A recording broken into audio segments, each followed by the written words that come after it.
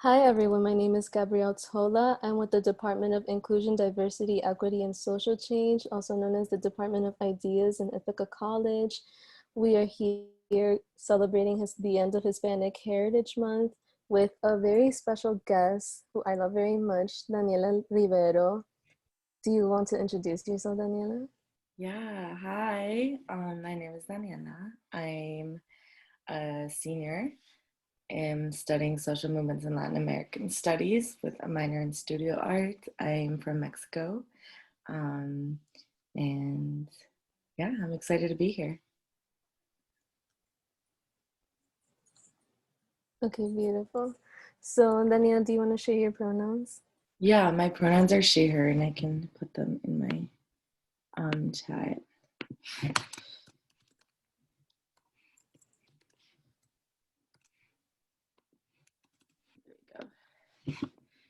My pronouns are also she, her.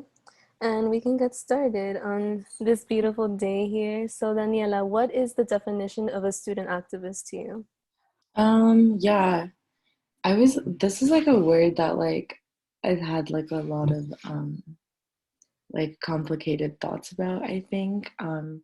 I've used the word like activist to like describe myself and I like accept it when people like use it towards me, but I don't like necessarily like um consider myself like an activist. I feel like I just kind of do what I do on a day-to-day basis. So it's more about like how I've like decided to structure my life than like deciding to like, I don't know, like engage in a certain um like organizational path or like deciding to engage with certain issues because like it's all kind of like interconnected.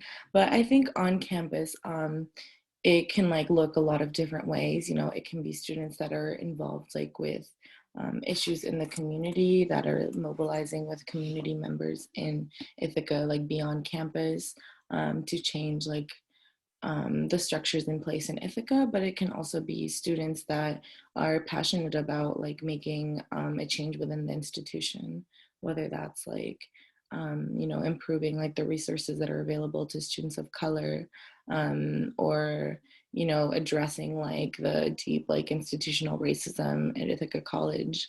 Um, it can look like a lot of different ways. So I would say like to me, like, I think anybody who's like passionate about change and like whose lived experience like really informs their politics and um, you know, creates a clear like path of action, and somebody who like walks in that, whether it's like, you know, building like coalitions with other student orgs or maybe seeking like non organizational or institutional like avenues to like engage and struggle, can look a lot of different ways. Yeah. Right, I totally agree. So, what's your history with activism and how did you become involved with your definition of activism and the way that you see it manifest in your Yeah. work? Yeah.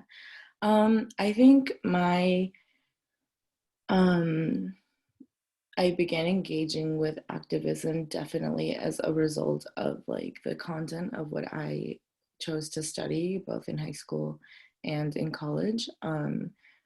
My like classes and like just the topics like that I was interested in were very much about social struggle and about revolutionary movements. And I think that naturally like it was both like a curiosity but also like a really like deep connection with these movements as like necessary in creating like a better world, that just like took me into like just naturally like then I started like engaging with these things like on the ground. So my freshman year of college, I became involved with the Poor People's Campaign, the New Poor People's Campaign. I was also doing most of my work has been around immigration and migrant rights, and I became deeply involved in that both through my internship at the Committee on U.S. Latin American Relations, but also through connections with faculty and community members at Ithaca College that invited me to like engage in the work that they were doing outside of class, which was movement work. So um, I became involved with the Poor People's Campaign and started a chapter here on campus, which is no longer active as we've like moved on to different focuses like individually. And then I also um, worked closely with Patricia Rodriguez and still do with like local migrant rights issues, immigration issues, but also traveling to the border and participating in actions there. And I've also like had the opportunity to um, do movement work in Mexico as well, where I come from, where whenever I get the chance to go back, just connecting with people that are fighting to protect their natural resources in their communities from extraction and from state violence. And yeah, so it's like a lot of like maybe different things that are actually like really deeply interconnected, and are always like kind of like bringing me back to each other. Yeah. Yeah, that's beautiful. I'd love to hear about your experience at the border and what going back home, coming back to yourself, along with your activism, what that means to you. Yeah, totally. So I think yeah, I'm from Mexico. My family's had a history of like immigration to and from the United States under varying legal statuses. And I think that yeah, having that like as part of my identity like really informed what I was like interested in, and like what kind of I like shaped like the ideas that I like shaped the world around. So that like definitely naturally took me to being involved in like immigrant rights. And then, upon like studying it deeper, like understanding and looking at things like from a much broader point of view, and understanding that like, stuff um like legal status and like struggles to like be able to have like resources as like non-legal citizens. We're like also really deeply connected to US imperialism and to like economic extraction in Latin America and in the Caribbean. So a lot of this coalesces in actual physical structures like the US Mexico border. That is like a physical wall, but it's also a Mm, site of so many oppressions, both like displacement of like Tohono O'odham people in like the territory of like the Southwest, um, as well as like economic like oppression on the southern side in like maquiladoras. Um, and also like the militarization of the border like with like US imperialism. Um so in 2018, myself and another group of students went to the School of the Americas Watch Border Encuentro.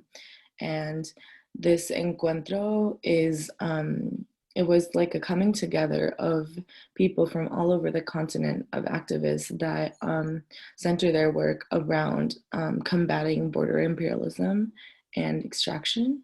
And it was a really incredible experience. I actually went down a week early because I was involved with the student group, but I was also working with like the School of the Americas Watch organization as part of the media team. So I went down a week early to prepare on the ground for a weekend of actions. So I was doing a lot of coverage um, of actions. I was like helping with like media and press releases.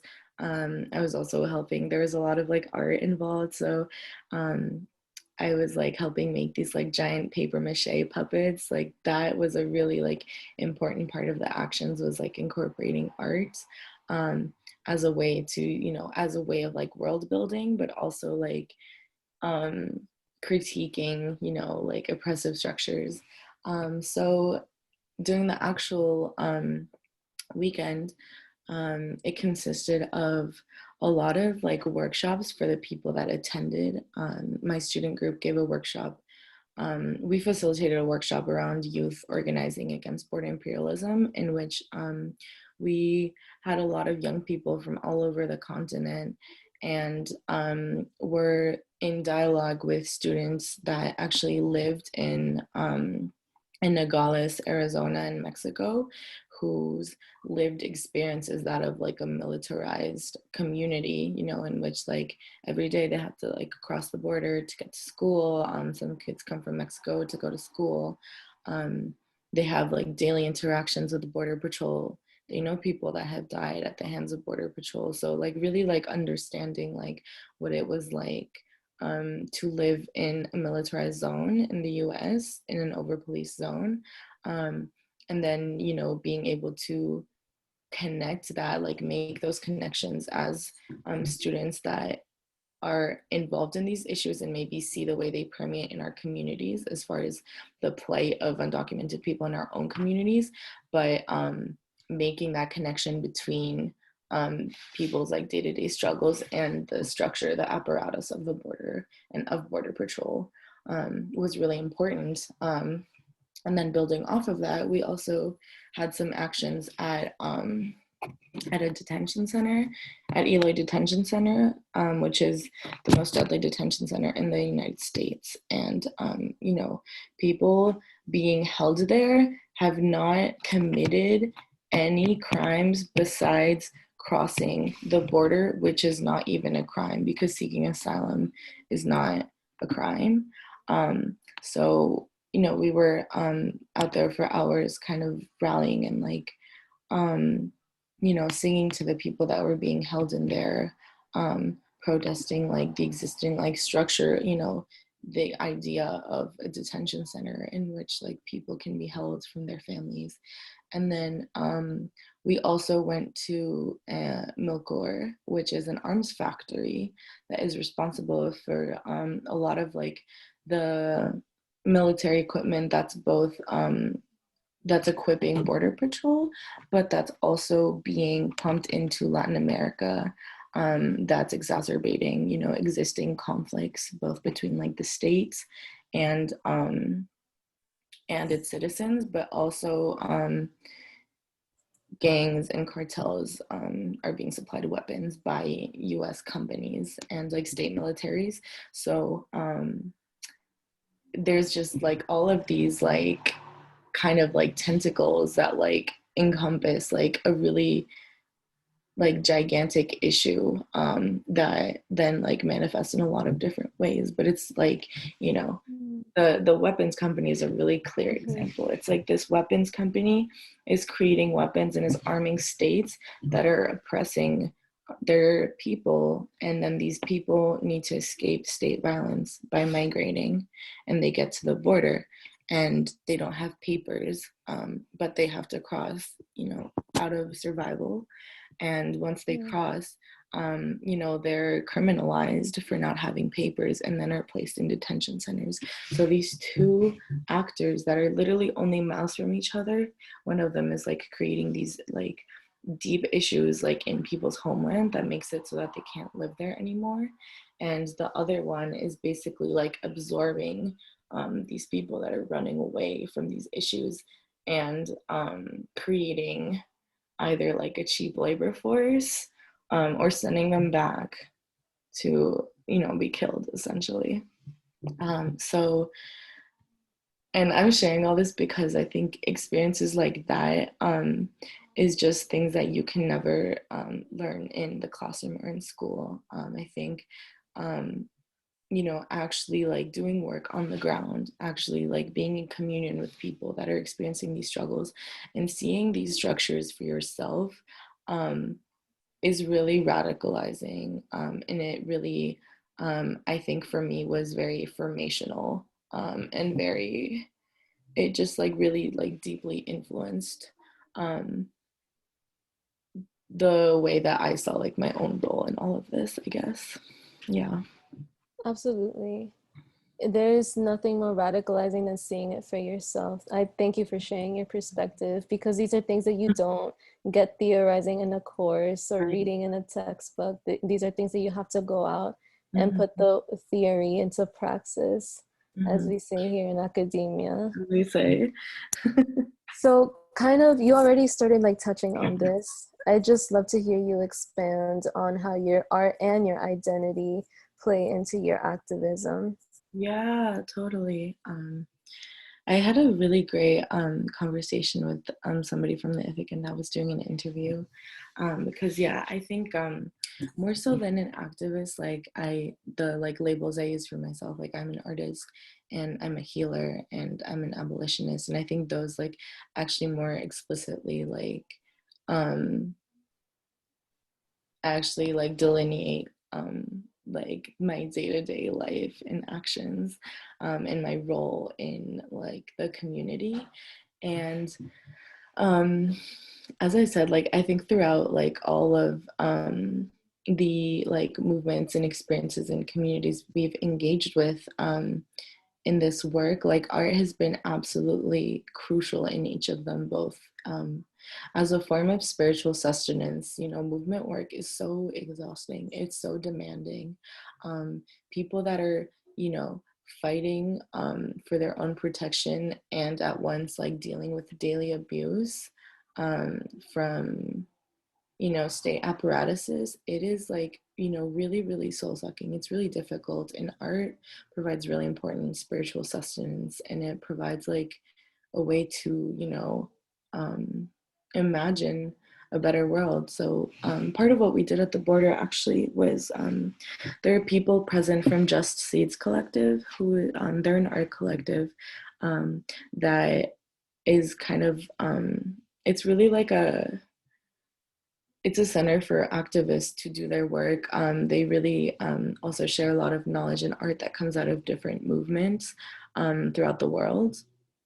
And um, one of the actions that we did at the border was we created this big like linoleum print in which first we started with like drawing the border wall and then basically like um, carved out a world without borders as we imagined it. And this very act of like starting with like the print of like the fence, the border wall, and then you know taking like carving tools and carving out a world in which it didn't exist and imagining what that looked like was a really like radical act. Just like being able to like actually engage your imagination in that way. And then we, you know, physically like made the linoleum print and it was really big and we ended up putting it on the border in the Mexico side. And actually the border wall on the Mexican side has become like one of the largest art installations in the world. Um, there's both like shrines and crosses to the people that have lost their lives trying to cross or have been killed by border patrol. There's sculptures, there's paintings, there's flowers everywhere, and it's like really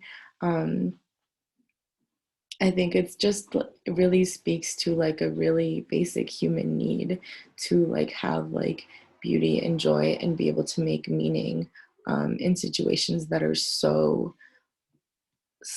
you know egregiously anti-life. Mm-hmm. um and so as far as like my own art, I think like art like for me has always been like that spiritual sustenance, and it's always been like the place that I can return to um amid like so much like deep anxiety and fear and like hopelessness that like is really easy to fall into Yeah. in doing this work. Was always a place where like I could kind of return to myself and ground myself and center myself, um and you know really like be compassionate and be able to like express these fears but also like return to a place of like deep like love, both for myself and my community. That is like what you know fuels and like allows me to do like all of this work.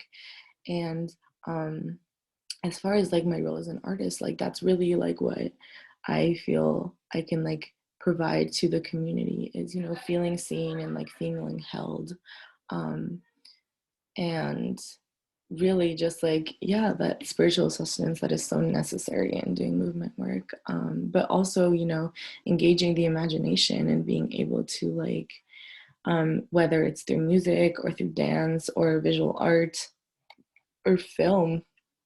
um, Being able to like, you know, engage with struggle, like I think art is something that like is just a universal language, like that is something everybody can connect to. um, if you don't have like access to like theory, or if you're not maybe able to like even like, I don't know, travel, I don't know, any like limitations that like you might have that might prevent you know, doing work on the ground, or even if that's not like, that's not even like your lane, because that's not everybody's lane. um Art is like something that can be like really unifying, and that has been absolutely crucial throughout any like revolution in world making. Yeah, when I was in Mexico a few years ago, I spent a few weeks in Zapatista communities in Chiapas, and there were murals everywhere. The murals were just a part of like the landscape, and you know, they depicted a range of things, from, you know, Zapatista women that were arms, like wearing their masks, um, rising up, you know, against the state government. There was also, you know, depictions of like corn and Mother Earth, and like the, you know, just the source, like the deep relationship that these communities have with the earth. Um, there's also, actually recently I was looking at some photos of the murals, and they have a Black Lives Matter mural. They have murals in solidarity with Palestine. So it's just like really a space to like articulate and express these like deep interconnections. And also I think like the logic of capitalism and neoliberalism again is so like soul sucking, and art is like a really like in and of itself an arena to combat that. Yeah. Definitely. I think you said it earlier, like there's no, these are all like intersections, and there's no world building without art and the role that it plays. Everyone has their own lane. So I'd love to hear what are some other projects that you were or are currently involved in Yeah, right now. totally. Well, feel very grateful to have been able to be a part of two exhibitions during Latinx Heritage Month.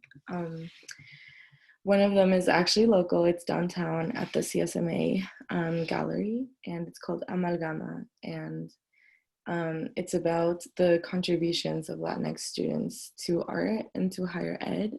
And amalgama is like a word that works both in English and Spanish, and it refers to um, the mixing of different materials to create a stronger whole.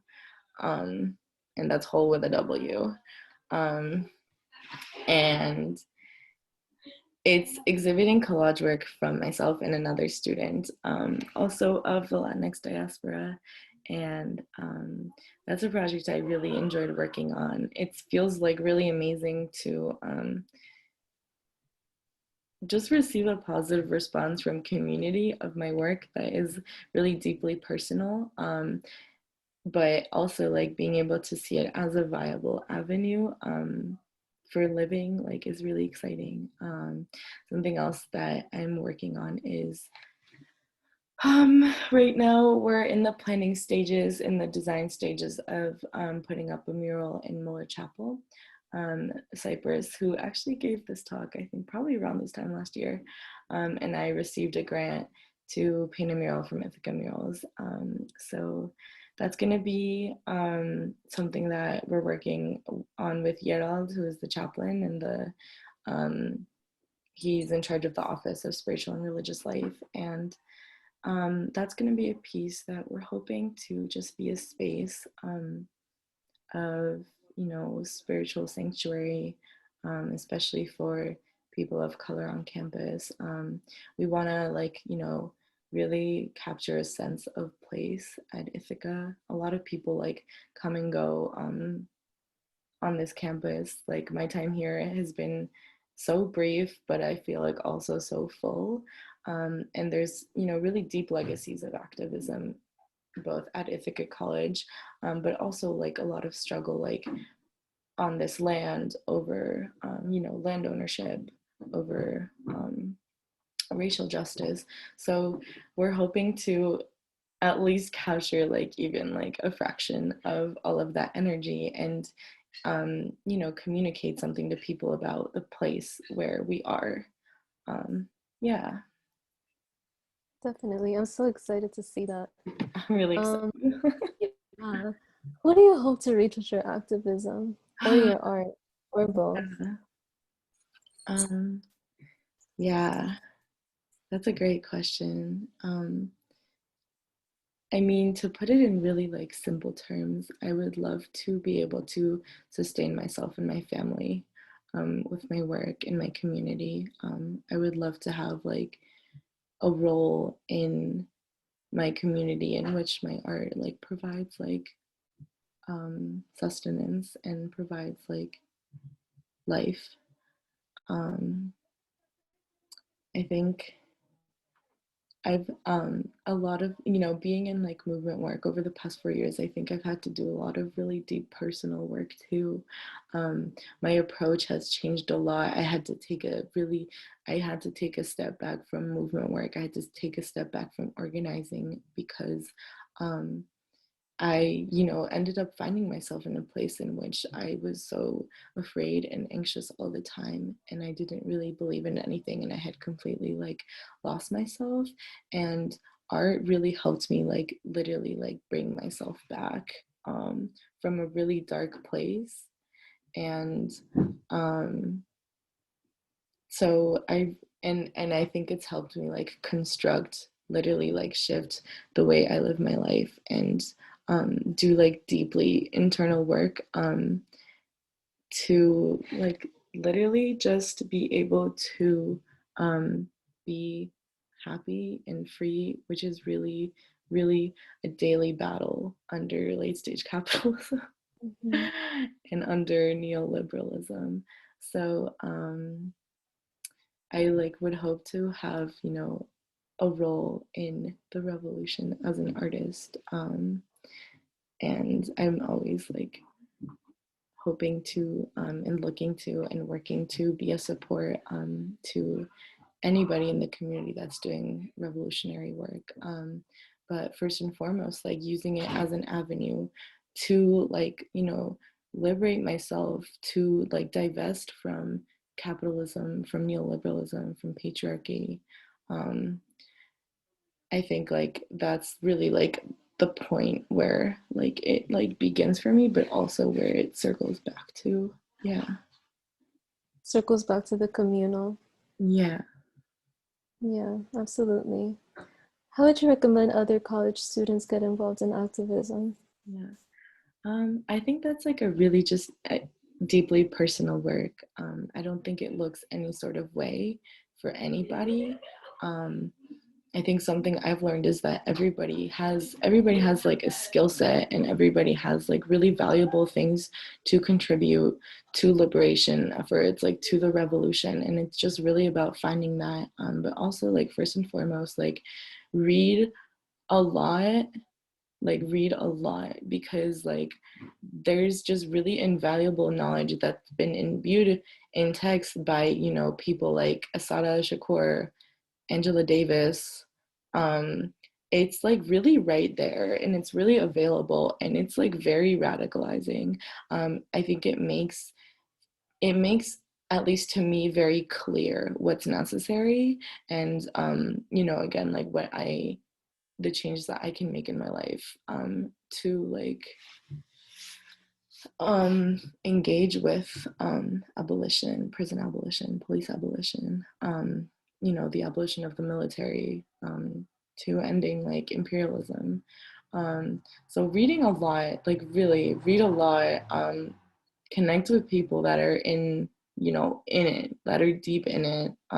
We have a lot of faculty on campus that are really amazing. We have a lot of students that are really amazing and have been doing this for years, but definitely having mentors, like faculty mentors that have like allowed me to like come into these spaces that where there's a lot of really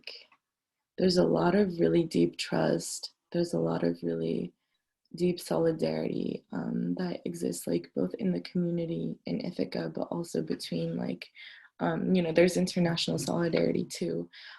So I would just really say like, I feel like I'm never thinking so hard about like, I don't know, am I like doing the right thing or what I should be doing, but like really being in deep dialogue with myself about what I feel like called to do. What is it that I love Mhm. to do? Like actually like when I'm walking in my purpose is when I'm like doing what I'm passionate about. And that always inevitably brings me to maybe like a deeper, like a more important role, like in movement work, if that makes sense. Yeah. So it's just really just like be like in constant dialogue with yourself, like, reflect really deeply, let the text and the people that you engage with change you. Um, yeah. Yeah, you said it yourself. It's about the self, but it's also about the community. Yeah. But what can we move on if we don't know what we're called to do? That Right. introspective work is always first. How do you balance being a student and an activist? uh, um, I have to prioritize. I have to make decisions, and like I think it's really crucial to like be in a place of like accepting the fact that I'm not going to be able to do everything as fully as I would like to. Literally it just comes down to like, am I going to go to the community garden, make medicine with my friend today, or am I going to do this reading for class? And both are, really valuable because the reading for class is talking about the Haitian Revolution, and it's talking about, like just really actually really important stuff. Um, but then it's also like, in your day-to-day life, like are my spiritual and emotional needs being met? So I think it's really like it's really just a daily struggle. Again, it's a daily struggle. I think right now like being remote has like really like allowed me but also forced me to take like a really good look at my daily practices and deciding if they're in alignment with my politics and with like, the way I want life to be like both for myself and my community. And a lot of the times that is definitely in conflict with the responsibilities of being a student and having to hand in assignments. So, and also, as like a first gen like immigrant child, the value that is placed on academic achievement and success is Mhm. like a lot. It's a Mhm. lot. It's a lot. So also like having to let go of you know, that idea of academic success as being a measure of how well I'm doing as a person and how good and also how much justice I'm doing the content of my classes is like, it's tough. Yeah. It's tough. It's not easy. Yeah, it's a daily battle. I would like be lying if I said I didn't experience like a lot of anxiety like daily about like I have a lot of work to do, but also I physically need to go outside and sit in the sun. I need to go to my friend's apartment and like talk about life because like again like the it's like a lived experience like and it's yeah, it's just hard. Um, but I will say like shifting my mindset has been like probably the most important thing, like shifting my mindset in regards to academia and valuing the knowledge, but also not like getting lost in the sauce of like, all Mhm. the bureaucracy of everything. So like, appreciating like the experiences that I got to connect deeply with professors and with like, students. Um, and also like not letting not letting like the grades and the assignments like rule my life, because literally it has an end date and it's in May of 2021, and after that it's like, okay, you know, I still have to like live, I still have to be a whole person after this is over. So yeah. And that's a conflict that I see in a lot of first gens once they leave school. It's, well, I've been a student my whole life. What do I do now? Exactly, And so exactly. it definitely hits. I think it's so important that we learn to prioritize ourselves, as you just mentioned. That Mhm. really is where it all Yeah, boils down to. yeah. Because you said it, like, you can read all about it, but what does it mean if you're not engaging and bringing that back to your community? Yeah, I think you just like really have to like ask yourself like what is important to you, because for some people the academia, like the actual like intellectual engagement with this knowledge is like really fulfilling and really important, and I think that's really valuable. But I think it can be really difficult when that's not Mm-hmm. fulfilling for you, but also you're still like, this is like really like valuable, the content of what we're learning in these classes. But you know, then how can I engage with it and demonstrate my learning in a way that actually feels like meaningful and practical? um, so yeah, yeah, I really appreciate like the, you know, these centers for learning, but the structure of academia is really like difficult to, it's like really exhausting. um and yeah, yeah. Absolutely. So, moving further into that, how do you take care of yourself with your activism? How do you practice pleasure while practicing activism?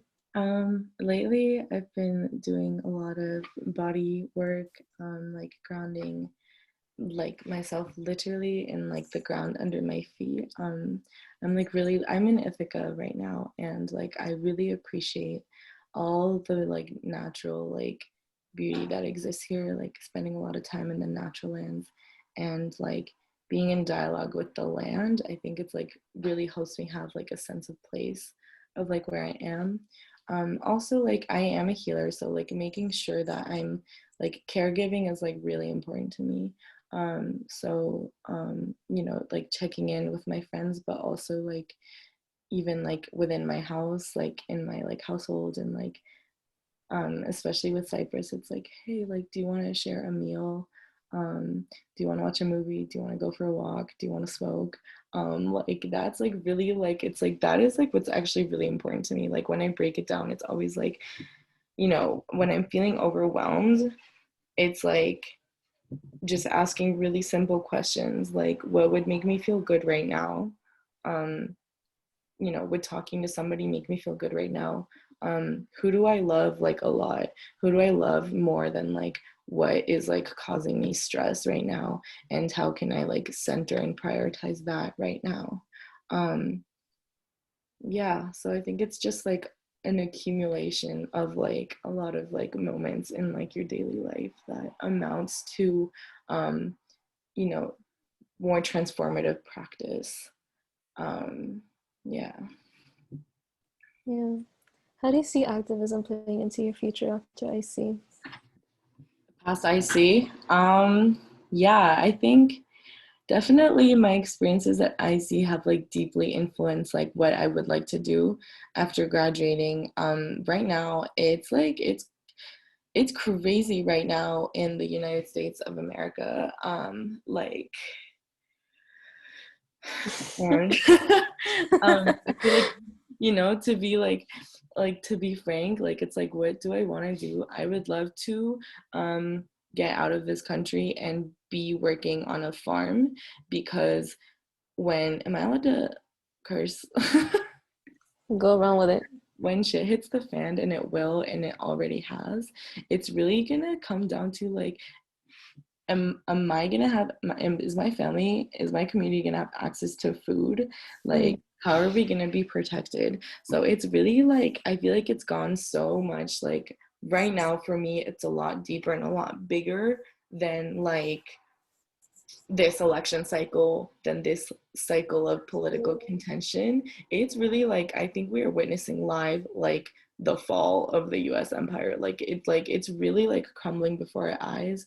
So then it's like, okay, like we need to build, like, and we need to like really build from the ground up. Like literally it just comes back to the ground under our feet, and Yeah. like what is happening on that, like in your relationship with it. So I think all of these things that, like, you know, I've engaged with in struggle, and also like in my studies around capitalism and imperialism and colonial violence, um, and borders and like resource management and extractivism, like it just really like makes things like pretty clear as far as like what I need to be doing after. I went to Cuba in January as part of a delegation, and to experience a country in which things like healthcare and education and food and housing are just a fact of life and not a daily struggle or a point of like political contention was really really crazy. It was really life changing. This country that has lived under like scarcity because of the blockade for 60 years, and yet somehow manages to make sure that people are fed and housed. Like, when I tell you, like, walking the streets of Havana, there was no homelessness. Um, there, there were people standing in long lines for, you know, things like toilet paper and medicine and food because of the embargo.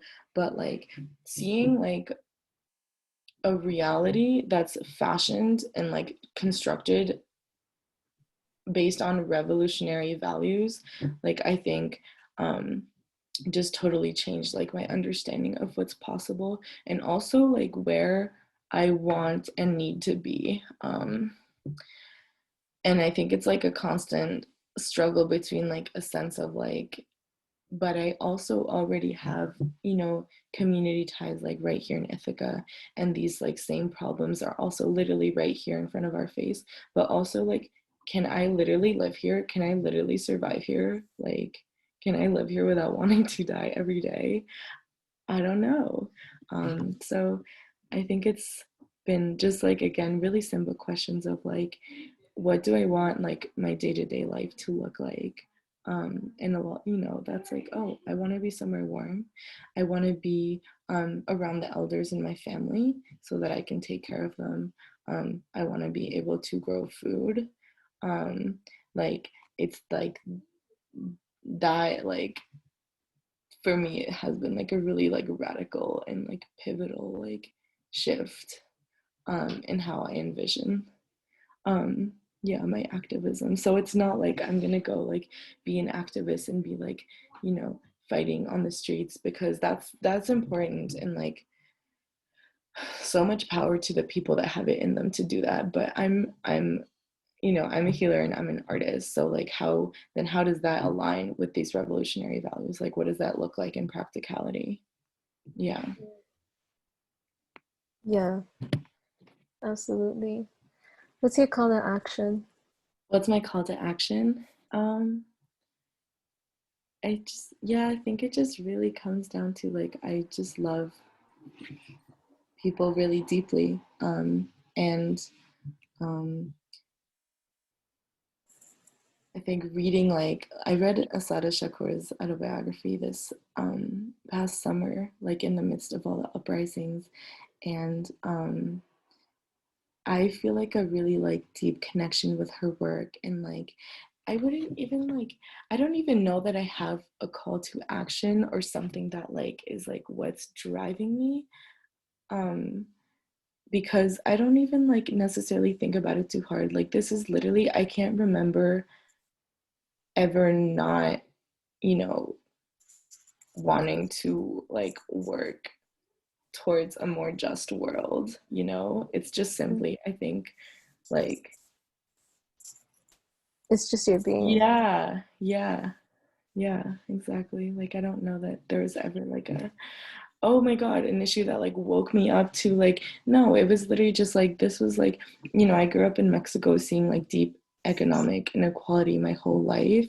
And like, you know, understanding like then things shouldn't be that way, and it just like naturally like then brings you to yeah, to like finding ways to construct a better world. Yeah. That's beautiful. I feel that. Thank you so much for joining us, Daniela. Thank you. Are we out of time? Oh my gosh, now I have to go to class and do another presentation. It would be like that. Thank you everyone for joining us. I'm wishing everybody a very restorative and happy Latinx Heritage Month, even though it technically finished yesterday, but we appreciate the Latin diaspora every day beyond the one sad month of celebration from the 15th to the 15th that we got. If we're fed scraps, we can do more with that. Thank you to everyone for joining. Thank you, Jacqueline. Thank you for coming. It was so good to see you. Thank you for being with us. This was so awesome.